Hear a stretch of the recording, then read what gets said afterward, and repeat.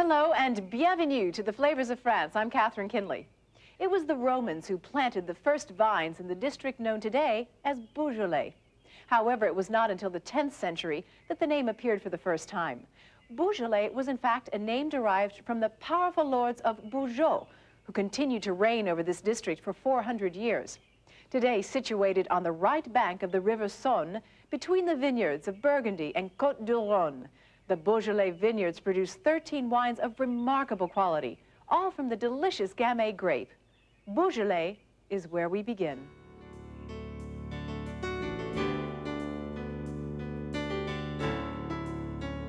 The Beaujolais region is one of France's most important wine-producing areas, with a reputation to match.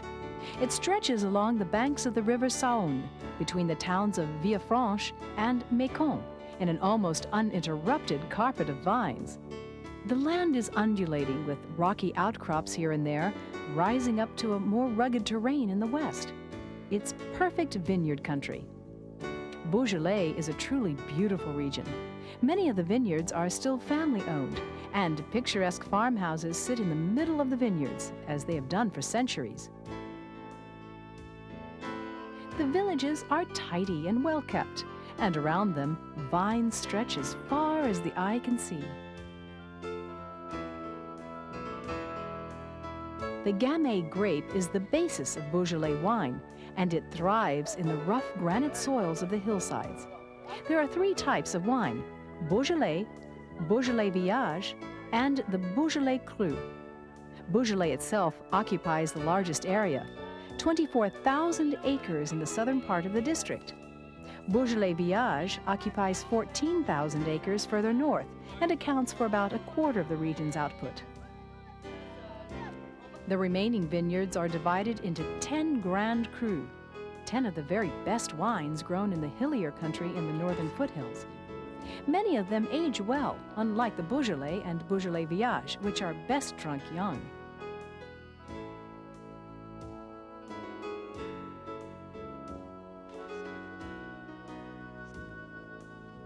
Beaujolais Nouveau is probably the youngest wine in the world. Traditionally, it is released to an eager public on the 3rd Thursday of November each year, barely 2 months after the harvest. Since it was dubbed chic in the early 1950s, Vin Nouveau has grown in popularity. The modern success of the Beaujolais name is entirely due to the work of one man, Georges Duboeuf.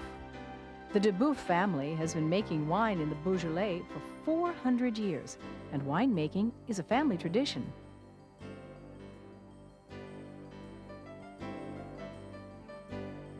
Today, the Duboeuf winery is one of the most modern in France, using all the latest techniques and equipment, but never forgetting the importance of the nose and the palate. Georges Duboeuf became a négociant, or wine trader, in the 1960s, and successfully built up the Beaujolais name until it was world famous. Today, he buys from 400 growers and 21 cooperatives, and exports to more than 100 countries. 15% of all Beaujolais wine bears the Georges Duboeuf label, and his wine can be found in the finest cellars in France.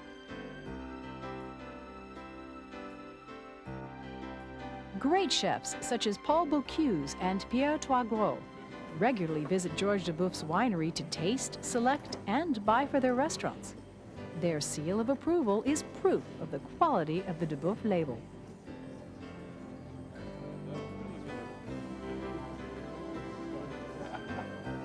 The range of wines produced in the Beaujolais is impressive.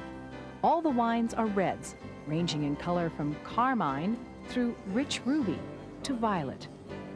The bouquets are equally varied. The Beaujolais Nouveau is renowned for its light and fruity flavors: strawberry, cherry, or red currant. The older wines are richer, but with more mature taste. It's not just the famous who come to Georges Duboeuf. The winery is open to everyone and has recently been developed to include a museum of wine that explains the entire winemaking process.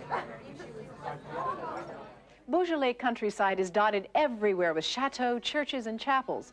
Next on the Flavors of France, a glance at Beaujolais' historical past, followed by a recipe for which the French are famous throughout the world. The largest of the Beaujolais Grand Cru is Brouilly, 3,000 acres of vines at the foot of Mount Brouilly. The most famous Brouilly wines are those of Chateau de Corcelles, completed in 1676. It was the work of the architect Jules Hardouin-Mansart, who later went to work on the Palace of Versailles. This chateau was named to commemorate the confessor to King Louis XIV, Pierre Lachaise. It is a magnificent building, and today Chateau de Corcelles is the only French winery classified as a national monument. Equally splendid are the chateau's formal gardens. They were laid out by André Lenault, who also went on to design the gardens at the Palace of Versailles. The chateau has been owned by the same family since its construction. The present owner, the Marquise de Rossi de Celles, has continued the tradition of fine winemaking that was started by her ancestors. Today, Lachaise is the largest privately owned estate in Beaujolais and is fully integrated. It not only owns the vineyards, but makes, bottles, and sells the wine it produces. Lachaise also has the largest cellar in the region, 330 feet long. Good wine demands good food, and for both, the auberge du cep is a local favorite. Here the specialty is grenouilles sautés au beurre, noisettes en persillade, or frog legs in butter with persillade. The ingredients are frog legs, persillade, chopped parsley and garlic, flour, salt, and butter. To begin, the frog's legs are rolled in flour. Frog's legs are a typically French dish. Large quantities are imported from Eastern Europe and India.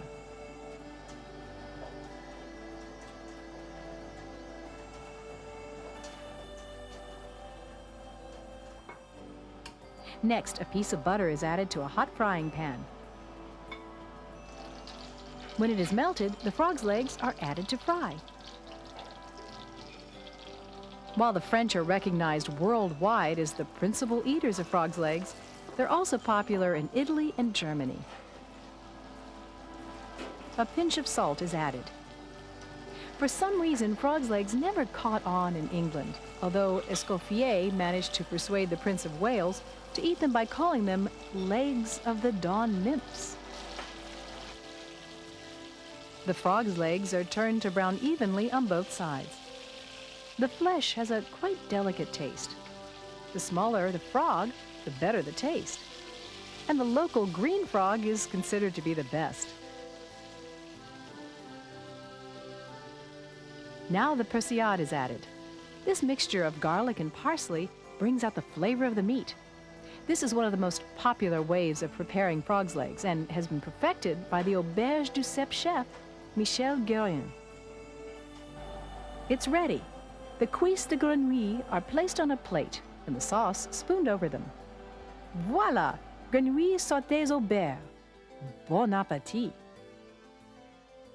From a gastronomic point of view, Beaujolais has a lot to offer. A favorite local sausage called souffle, prepared with pistachio, is next on our menu on the Flavors of France. Ask any Frenchman where he thinks France's best food can be eaten, and the chances are he will say the Lyonnais.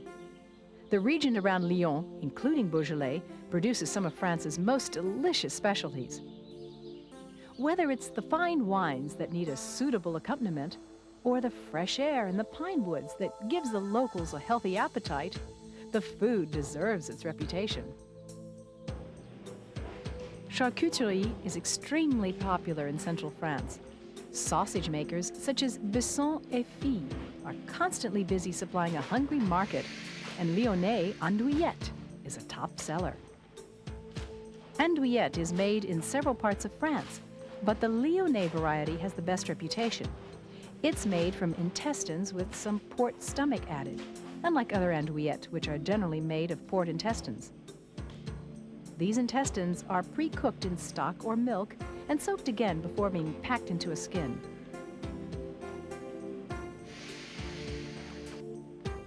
The skin is sealed by folding it over into itself, forming a neat little package ready to be cooked. The work is done by hand and at great speed by professionals.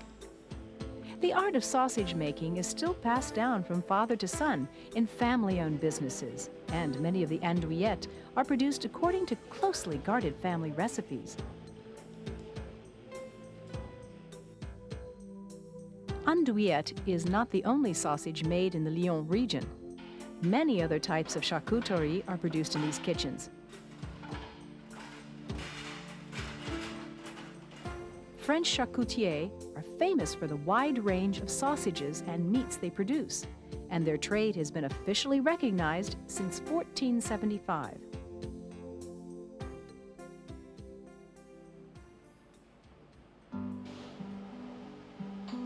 At the Auberge du Cep, locally made sausages are used in cervella pistachie en ravigotti de lentilles. The ingredients are minced pork meat, pistachio nuts, carrots and onions, lentils, salt, chopped shallots, chopped chives, olive oil, and red wine vinegar. To begin, the onion is chopped finely.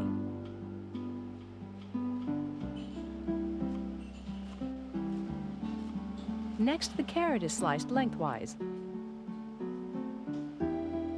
and also chopped finely. The lentils are placed in a pan of water and heated gently. And the chopped onions and carrots are added. They're stirred in well. A pinch of salt is added as seasoning.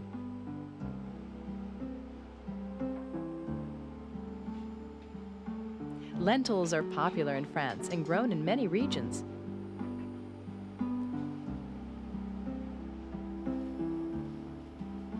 Next, a piece of plastic wrap is stretched over the chopping board.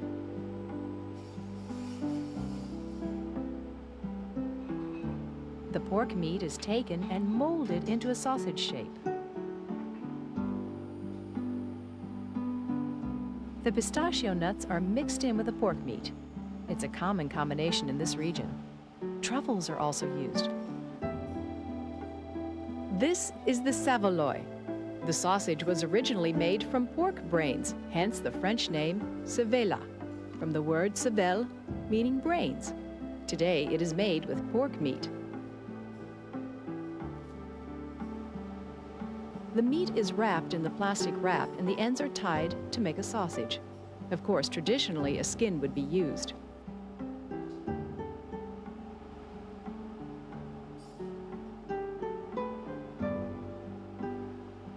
The saveloy is placed to cook in a pan of boiling water.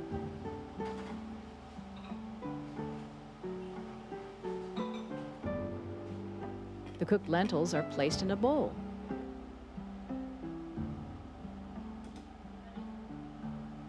The chopped chives are added. The onions, a pinch of salt, and some freshly ground pepper.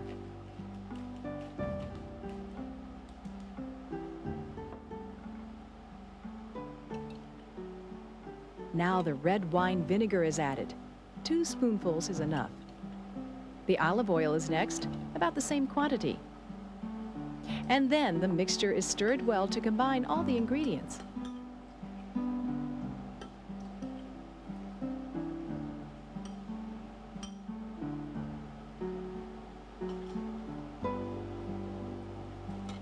After about 10 minutes, the saveloy is cooked. The plastic is cut open with a knife and pulled away from the meat.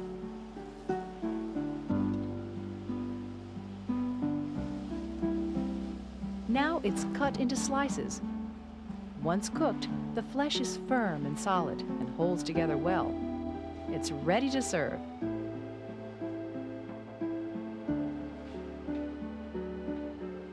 Servez la pistachie en ravigotte de lentilles. Bon appétit!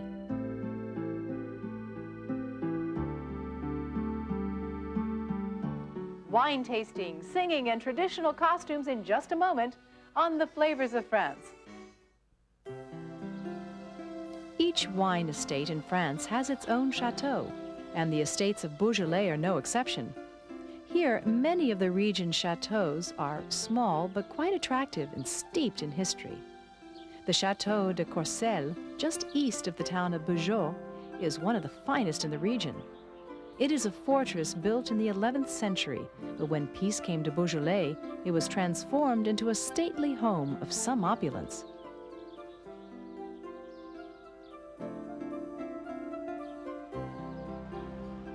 Nearby at the Auberge du Cep, it's time for dessert.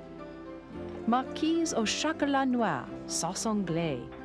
The ingredients are fresh eggs, cooking chocolate, Savoyardi biscuits, butter, sugar and a vanilla bean, some spring water, and fresh cream. To begin, the block of chocolate is broken up into smaller pieces.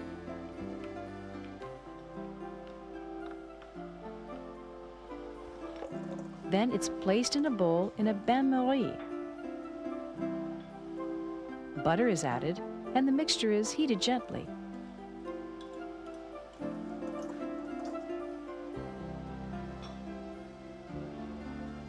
The water is next, and the mixture is stirred briskly. As it melts, the butter and the chocolate are fully combined.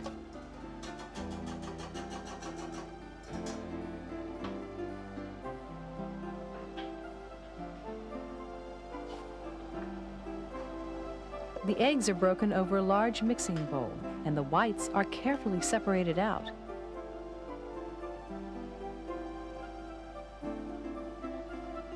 The yolks are added to the chocolate mixture.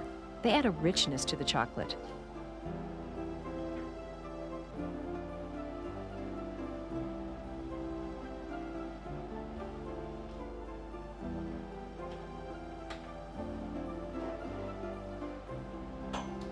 The egg whites are beaten with a whisk until they start to thicken. When they stick well to the beater without dripping, they're ready. Next, the egg yolks are beaten into the chocolate. The mixture should be perfectly mixed and quite smooth to obtain the desired texture.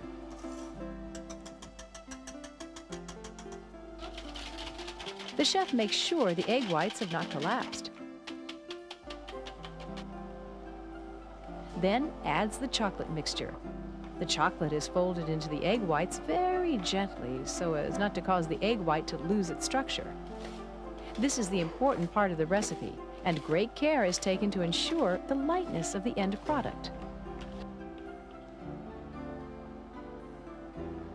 Finally, the chocolate mixture is poured into a baking tin.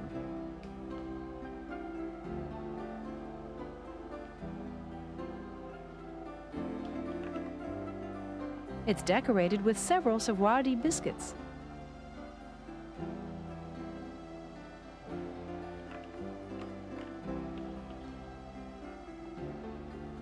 Now it's placed in the refrigerator to set. While it's setting, the sauce is prepared.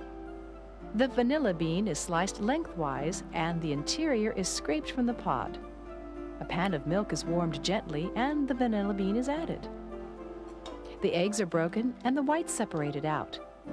The yolks are added to a bowl containing the sugar. The egg yolks and sugar are mixed vigorously with a whisk. The vanilla pods are removed from the warm milk, which is then added to the sugar and egg yolk mixture. It's stirred in well.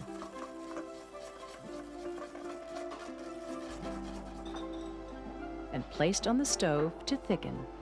When the chocolate marquise is set, it's ready to serve. The crème anglaise is poured around it and decorated with chocolate. All the artistic talent of the chef is brought out in this decoration. The Marquise may be garnished with some pieces of shaved chocolate. Voila! Marquise au chocolat noir, sauce anglaise. With its fine desserts, great wines, and age-old traditions, the Beaujolais region is deservedly one of France's most popular stops for visitors from all around the world.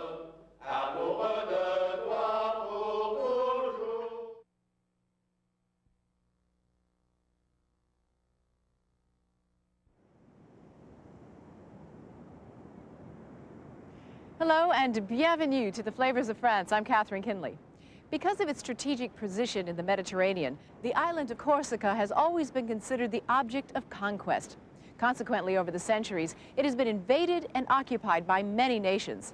This fact in itself provides much of the explanation as to why today the Corsican temperament is so varied and its people and their traditions so colorful. Calvi on the northwest coast of the island is a particular case in point, and it's here that we start our show today. The town of Calvi was originally established as a Roman settlement, and in fact, the island of Corsica is much closer to the Italian coast than it is to France.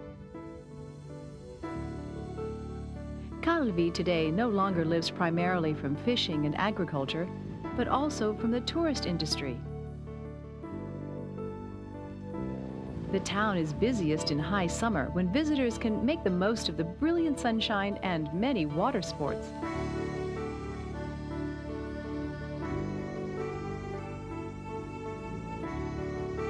Trees line nearly 4 miles of beachfront, and the port itself is ideal for boating enthusiasts. To the east of Calvi are many little unspoiled beaches and bays. Surrounding Calvi are the hills of Balagne and the mountains beyond.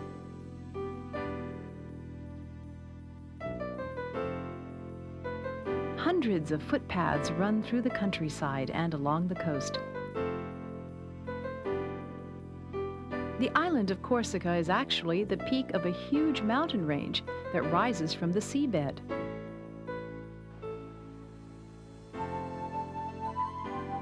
This mountain in the sea has produced a wild and beautifully rocky coastline.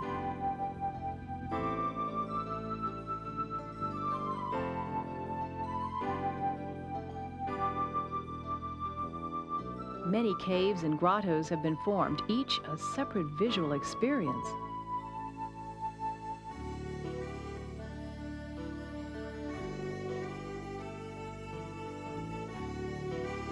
Erosion by wind and sea over millions of years has created intricate rock patterns and shapes that stimulate the artistic imagination.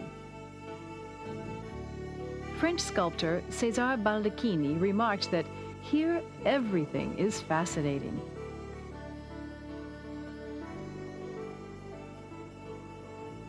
The ancient Greeks referred to the island as the Fair One. More recently, Corsica has been christened the Island of Light. Like so many other artists, the great painter Henri Matisse became spellbound by what he saw and inspired others when he returned to France with a series of outstanding canvases. Calvi is Corsica's second most important city for tourism and is divided into a high town dating from the Middle Ages and a low town built around the lively atmosphere of its harbor. Over the centuries, Calvi was ruled by a succession of invaders and was eventually destroyed by the Arabs. It was settled and rebuilt in the 13th century. Near the waterfront at the Auberge Santa Barbara restaurant, Chef Giselle Lovici is about to prepare one of the house specialties, Langouste souffle. The ingredients are 1 langouste, mayonnaise, chopped garlic, chives, parsley, sea salt, Worcestershire sauce, thyme, and cognac. The chef has a large pot of boiling water at the ready and adds a handful of salt. the langouste is put into the pot of boiling water to cook. Dried thyme is crushed and added to the mayonnaise. Then chopped parsley and chives. A little Worcestershire sauce. The chopped garlic is added. And finally, the cognac. All ingredients are combined well with the mayonnaise. Cognac is used in this sauce in preference to wine because of its distinct and powerful bouquet. After cooking for 15 minutes, the langouste is removed from the water and placed on the bench for the next step in the preparation.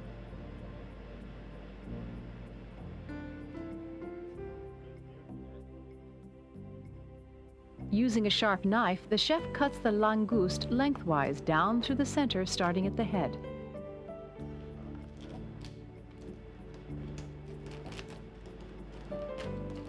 In most English-speaking countries, the langouste is known as the rock lobster or crawfish. However, the langouste differs from the true lobster in that it has no claws.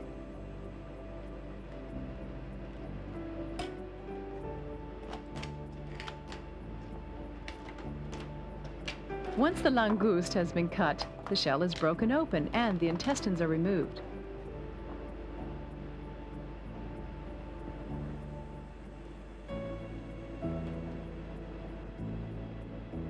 Now Giselle carefully lifts the meat from the shell and spoons in the mayonnaise mixture. Then more is spread on top. The langouste is placed in the oven for 10 minutes on a medium heat, then served immediately. Langouste souffle. Bon appétit! Just inland from the northwest coast of the island are various small, quaint towns. Pina, with its definite Moorish influence, has become a handicraft and artisan center. That's next on the Flavors of France when we return. Stay tuned. This is the Bologna region, which forms the rocky hinterland to Corsica's northwestern coast. Like many of the villages on this island, Pina was built in the mountains, out of reach of seagoing invaders. Established many centuries ago with its narrow, winding laneways and houses made of stone, Pina presents a poetic picture of peaceful timelessness.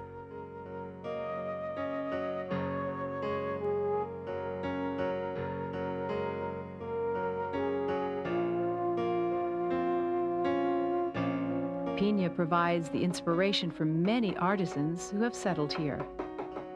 In his small workshop, Ugo Casalogna makes Corsica's traditional musical instrument, the sitar.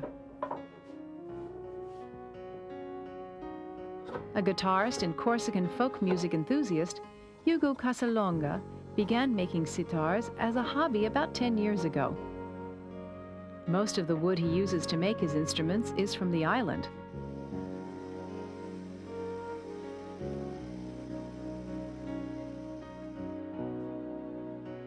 His instruments have become so popular that making sitars is his full-time activity.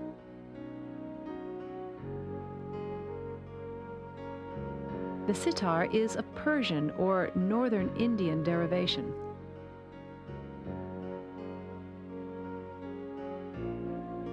The Muslim occupation of Spain and Portugal and the Crusades in the Near East brought Europeans in contact with the Islamic art music. Soon after, string instruments like the sitar became firmly established in European music. The Arab influence is particularly evident in the folk music of Corsica.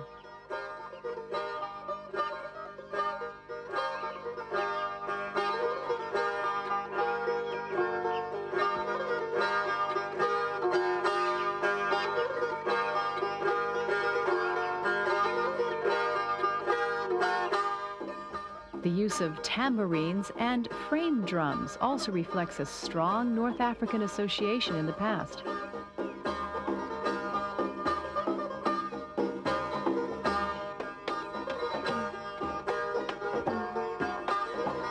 While there are very few traditional Corsican dances, Shepherds, woodcutters, fishermen, and farmers all have their own special music and songs.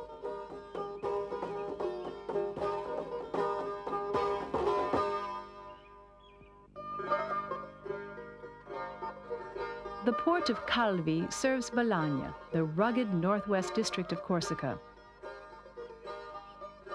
Regular ferry services transport produce, cars, and buses from the mainland each day. Smaller craft provide a commuter service to and from each of the island's 4 or 5 main ports several times a day.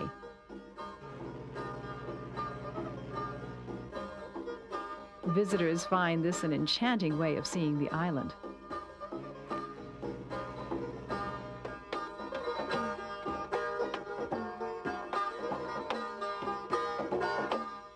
If there's one dish which excels in Corsica, it's the islanders' version of veal stew. That's coming up next when we return. Stay tuned. With over 600 miles of unpolluted coastline, hundreds of golden sandy beaches, and a rugged interior, Corsica is considered to be one of the most pristine islands of the entire Mediterranean.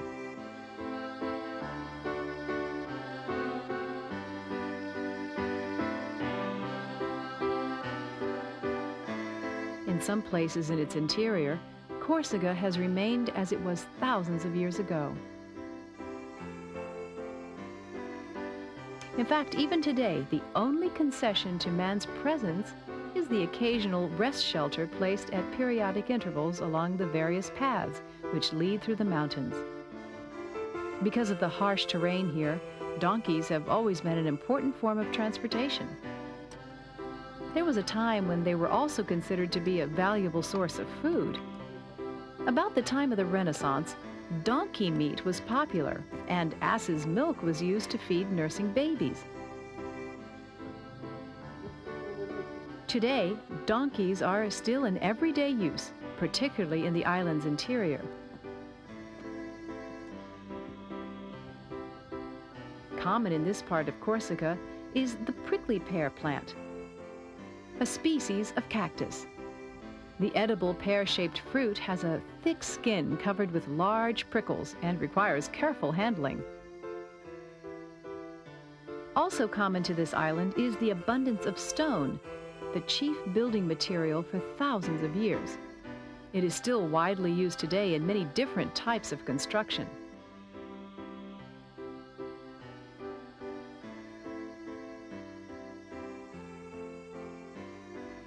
Many fruits and berries grow wild in this region, including the arbutus, a strawberry tree. One of the district's most traditional restaurants, Campo di Monte, often makes special use of the local fruits and berries. But today, Chef Josiane Juillard prepares a different kind of specialty, Corsican veal stew, saute de veau corse. The veal shoulder is cut into chunks.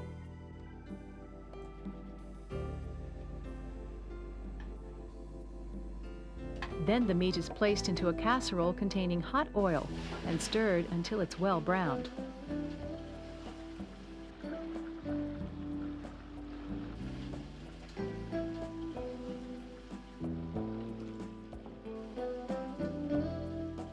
Salt is added, followed by a dash of pepper.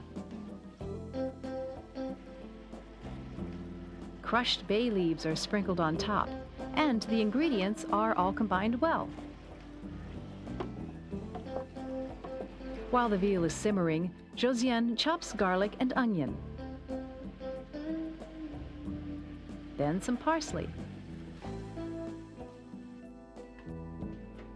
The chopped vegetables are blended finely.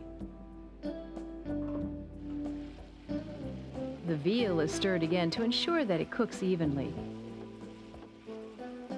A little more salt and pepper is added.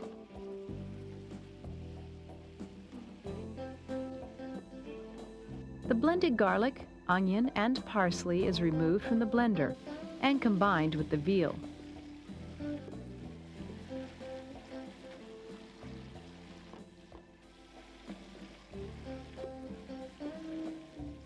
Tomato concentrate is added and combined.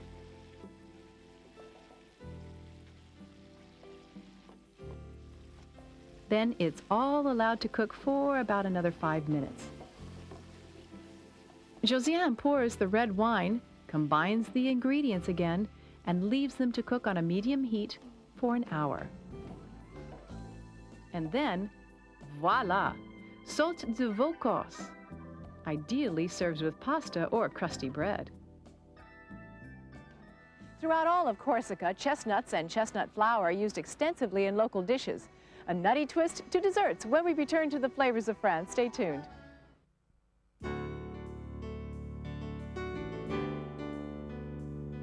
Set on the shores of a beautiful bay and protected by a rugged promontory is the popular seaside resort town of Porto.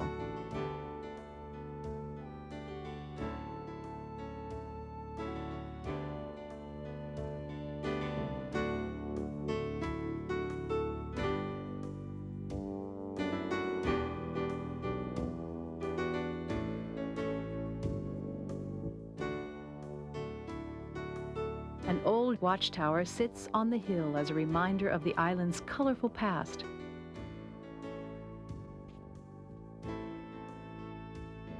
Like many of the small coastal towns and villages in Corsica, Porto thrives on the trade that tourism brings. Visitors come particularly to enjoy the local kitchen, which is a combination of seafood dishes, and others made from local produce. One of the specialties combines chestnuts and Broccio cheese. It's called beignet de farine de châtaigne, Broccio. The ingredients are chestnut flour, Broccio cheese, olive oil, salt, water, and sugar. Salt is added to a boil of water together with 2 tablespoons of sugar.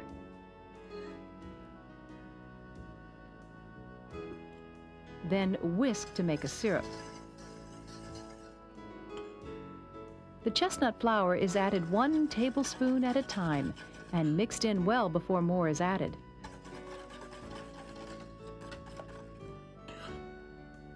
Chestnuts were very popular in the days of the Roman Empire and today are a basic food in Corsica.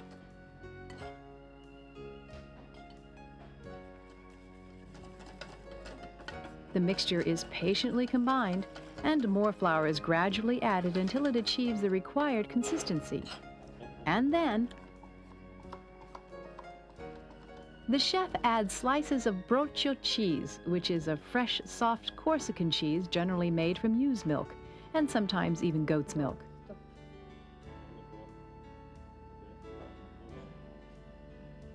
The cheese enveloped in the flour mixture is spooned into a pan of hot oil to fry for a minute or 2.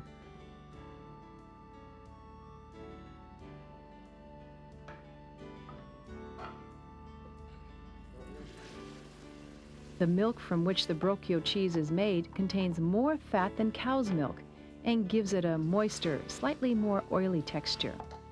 However, the level of lactose in Broccio cheese is considerably lower than that of cow's milk.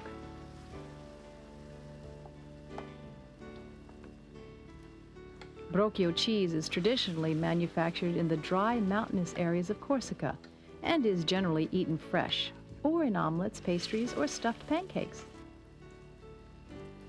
When the fritters are cooked on one side, they are turned over. A generous measure of oil is used to cook the fritters, which at first sink to the bottom.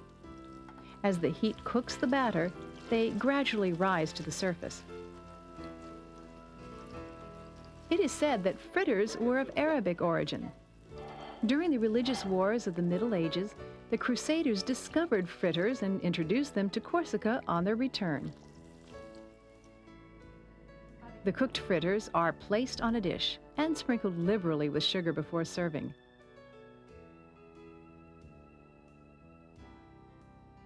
Beignet de farine de châtaigne, Broccio. Bon appétit! Corsica is still underdeveloped in relation to its economic potential, and for this reason is still natural and largely unpolluted. This is particularly evident in coastal areas.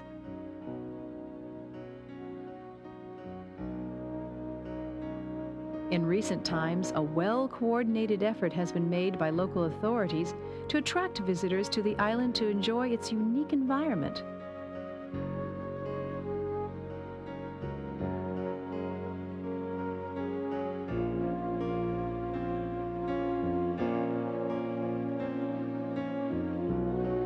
Quaint villages have gradually become fashionable family-style seaside resorts without sacrificing any of their natural charm. Even the interior has recently revealed its secrets to the outside world.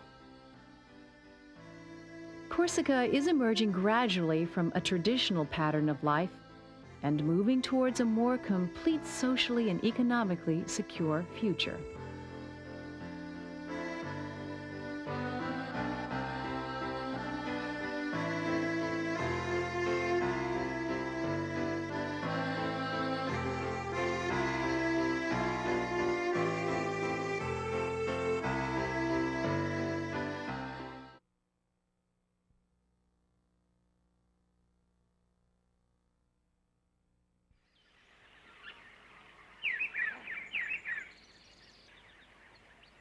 Once an independent state belonging to the Royal House of Savoy in Turin, the Alpine region of Savoie, as it's called today, was annexed to France in 1860.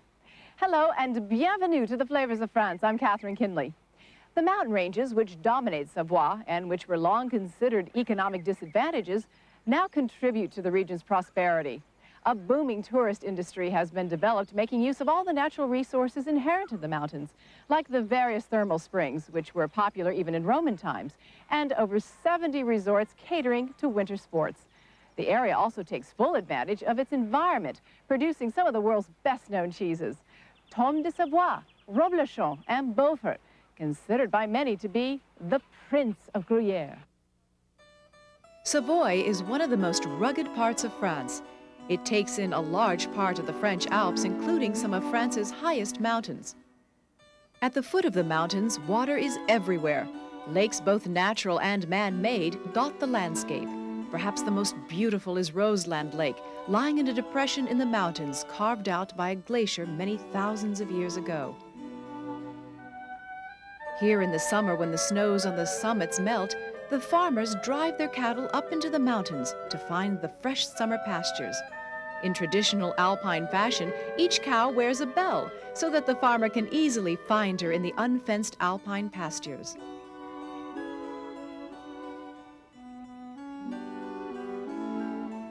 The small town of Beaufort is where the highly regarded Beaufort cheese is made, sometimes called the Prince of Gruyères.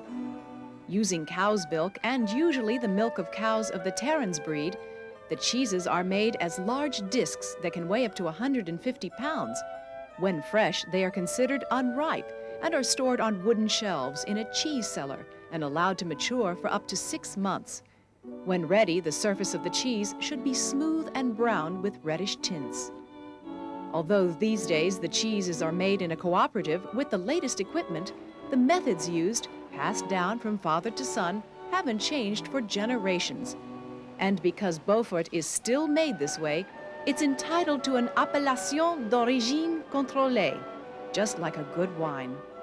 There's very little mechanization in the cheese-making process. To ensure an even maturation, each cheese is hand-turned 3 times a week and salted twice a week, also by hand, and they are individually inspected and tested by a quality control team. It takes a lot of milk to make a Beaufort cheese, 120 gallons to be exact. Since a Beaufort is a member of the Gruyère family of cheeses, it is an ideal cheese for this fondue that the chef is now preparing. He uses freshly grated local cheese and Chignin, a Savoy wine. Different local cheeses can be used, such as a Tome de Savoy, Tamier, and Beaufort. He rubs the saucepan with a clove of garlic held on a fork and pours in the wine.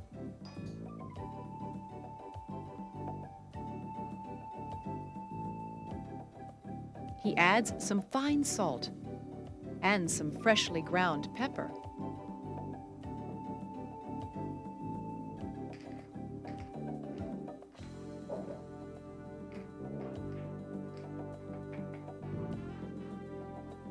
He heats the wine on a low flame, stirring with a wooden spoon.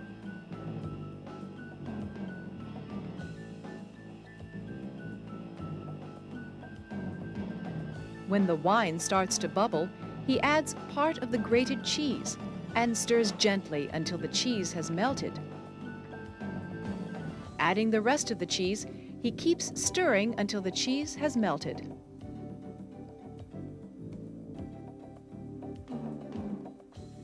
As it is heated, the cheese forms a fairly solid mass, which must constantly be stirred so that it absorbs the wine.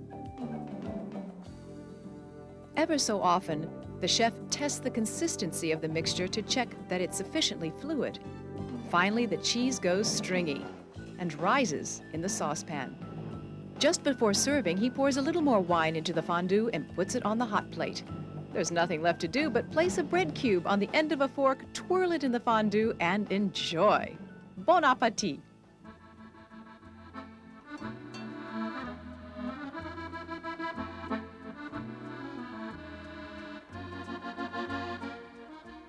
Mass production and computer technology has had little effect on the artisans of Savoie mountain districts.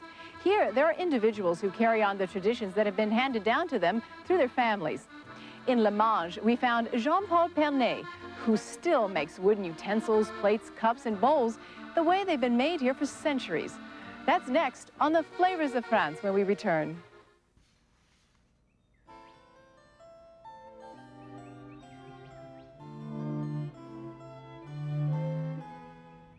One local still carrying on a tradition trade is Jean-Paul Pernet, a woodworker like his father and his grandfather before him. Jean-Paul has worked from his studio in the small village of La Magne for 45 years. He is the last of a line of craftsmen in a dying tradition. He works only with the very best local woods, such as cherry and maple, and produces a wide selection of tableware, each piece beautifully made and finished naturally with a clear sealer that allows the true color of the wood to show through. Cups, plates, bowls, egg cups, pestle and mortar, each individual piece a work of art in its own right. An artist in wood is an artist like any other. Before carving, Jean-Paul must first examine the woods to determine the lie of the grain and the shape and size of the piece. Only then will he start carving. So although all his pieces look the same, each one is different, a product of the unique piece of wood it was carved from.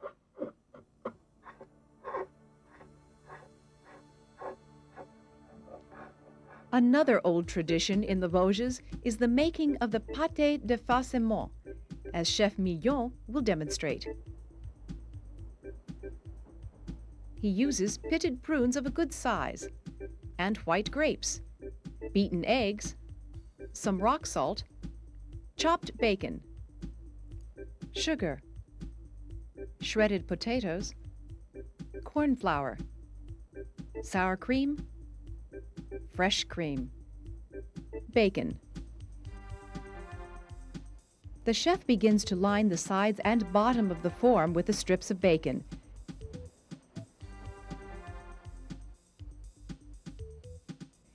He spaces them evenly until they completely fill the form. Then he prepares the potatoes, seasoning the grated potatoes with ground pepper, and then adding the corn flour, mixing it all thoroughly with his fingers. He adds a little salt.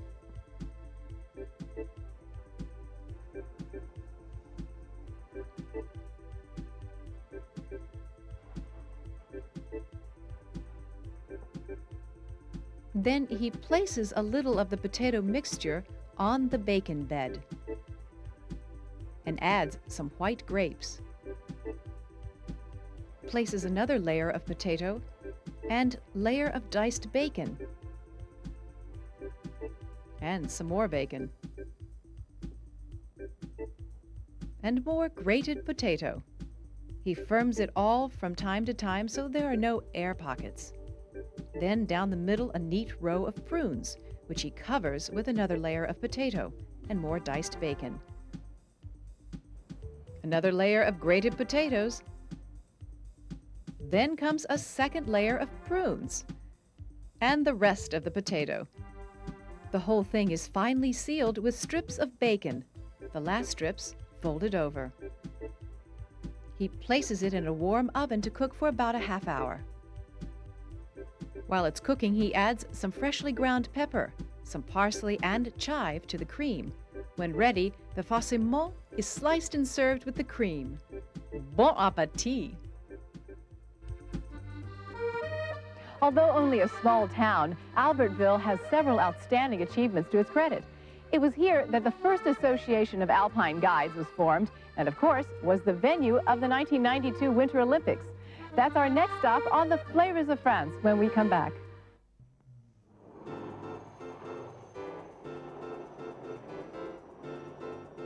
Savoy was founded by Humbed the White-Handed sometime after the year 1000 AD. His power was based on control of the high alpine passes. Today, these high peaks are a magnet for lovers of winter sports of all kinds: trekkers, mountaineers, climbers, and especially skiers. These snowfields are home to the world's largest and most safety-conscious ski resorts. In all, there are 70 winter sports resorts in Savoy, 3,300 ski instructors, and 1,400 ski lifts. Between them, they have a total of 13,500 acres of skiable area, with something to please everyone, from the beginner to the Olympic champion. The Vanoise National Park includes the main massif in the Savoy. With an area of 475 square miles, it covers a third of the department and is home to more than 5,000 chamois. The two main summits are the Grande Casse, 12,600 feet, and the Mount Brouilly, 12,400 feet. More than 100 summits over 10,000 feet have been counted. The glacial Tarentaise Valley has been a route to Italy since time began. The valley also leads to Savoy's finest ski slopes and some hidden villages. The ancient walled town of Conflans is a charming and peaceful village, little known to the outside world. Here, the beautiful 16th century castle on the Conflans slopes is now an outstanding cultural center. The same cannot be said of the town founded by Charles Albert, King of Savoy, in 1845. Albertville, a 10-minute walk away, became world famous for hosting the Winter Olympics in 1992. Well known to all visitors is the 3-star Hotel Mignon in the town center, where the chef is preparing the house specialty, Farra filet. Farra is a delicious lake fish. For this recipe, 2 fresh farra have been chosen: crumbed wafers, some fish stock, some cream and lemon juice. Then Monsieur Mignon prepares the filet. He begins by making a series of small incisions in the skin of each of the fillets. An inspection follows to make sure no bones are left in the fish. And then he peppers the filet well on both sides, turning it to pepper the other side. Next, he pours a little oil into the frying pan. Once he is sure that the pan is well oiled and at the right temperature, he places the filet into the pan to cook. He turns the filet over to cook the other side and repeats the operation for each filet of fish. He places the cooked filet on a plate, then turns his attention to the sauce. He starts with some butter, flour, rock salt, coarse black pepper.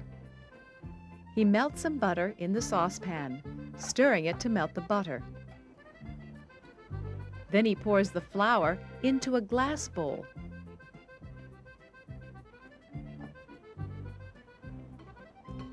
And adds a pinch of salt and some freshly ground pepper. Gradually adding water, he mixes it with a whisk, continually stirring and adding water until it's of a good consistency. Letting the batter stand for a while, he starts to prepare the sauce. He pours the fish stock into the cream, stirring well. Then adds the lemon juice and the grated peel, all the time stirring it well until the mixture is smooth. The coarse black pepper is added, stirring again. Meanwhile, he has heated a waffle iron, ready to receive the batter. He allows it to spread across the iron. Then he closes the waffle iron and cooks the batter.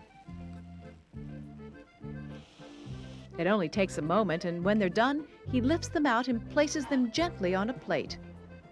Then it's back to the sauce.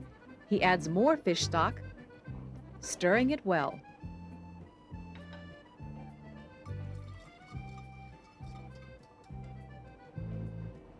Lemon rind goes in, and so does a little lemon juice.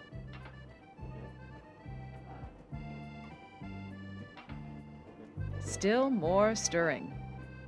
Then he takes the cream and adds chives, some diced carrots,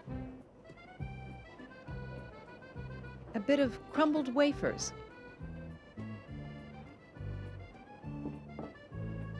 pre-cooked asparagus, then some chopped cucumber. Finally, he combines it all and spoons it onto a waffle.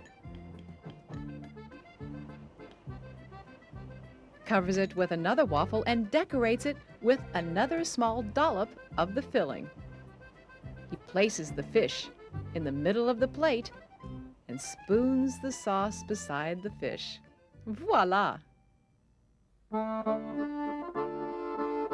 After most weddings I've been to, the most the family and guests throw is confetti or rice over the bride and groom. Well, in the little village of Le Doran in Savoie, we were literally startled out of our wits by the celebration that greeted that town's newlyweds. It was rather an explosive event. Stay with us. Today, despite the winter sports industry, the Savoy remains a predominantly rural region. And it's in these small hillside villages that the centuries-old traditions live on. The wedding is one ceremony that probably hasn't changed much for many years, and although in most ways it's similar to the weddings we know at home, an unusual local touch is the handing out of draguets. The draguet is an almond coated in white, pink, or blue sugar candy, and it's handed out after the ceremony to all the guests. They're handed out at baptisms too. Blue ones for a boy or pink ones for a girl. At a wedding, they're traditionally all white like the bride's dress.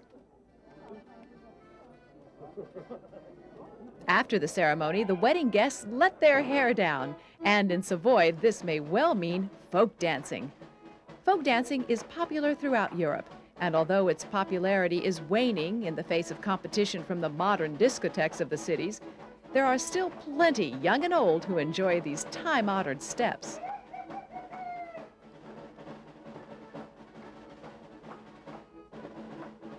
They dance to the accompaniment of a drum, an accordion, and clapping hands. And although the music is simple, it has a strong beat and soon has the crowd whirling around the hall. It's a fun dance, and it's not difficult to learn. A few simple steps. At occasions such as these, everyone ends up on the dance floor sooner or later.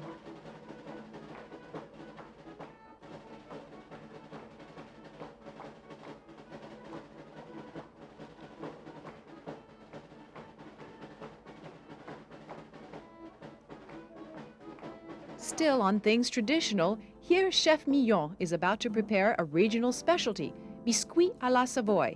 He uses lemon peel, some flour, 4 eggs, granulated sugar separated into 2 bowls,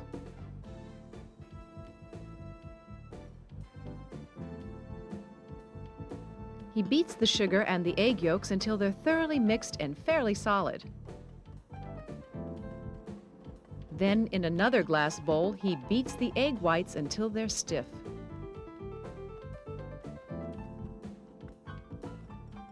And back to the egg yolks, he beats the mixture again. He adds the lemon rind to the flour and adds the egg white to the egg yolk. and some of the flour. He gently folds it all together with a spatula, then adds a little more egg white. And a little more flour. Again, he folds it in very gently, making sure the ingredients are well mixed. Some more of the flour. Folding it all in with the spatula until all the ingredients have been mixed together. Chef Mignon then takes a biscuit mold and, with a brush, thoroughly greases the inside of the mold.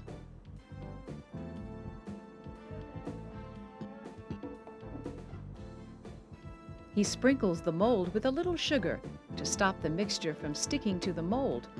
Then he spoons the mixture into the mold, taking care not to flatten it down at all.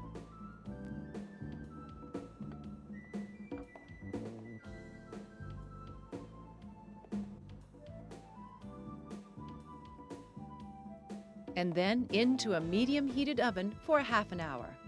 Allow it to cool, and here you have what is called biscuit à la Savoy. Slice it and serve with some Savoy berries. It tastes great with a cup of French coffee, short and black. C'est bon. One of the most outstanding features of the Savoy department is that almost 1/3 has been set aside as a national park. Here, the protection of wildlife and flora is total, and strict measures are carried out to preserve this unique environment for future generations.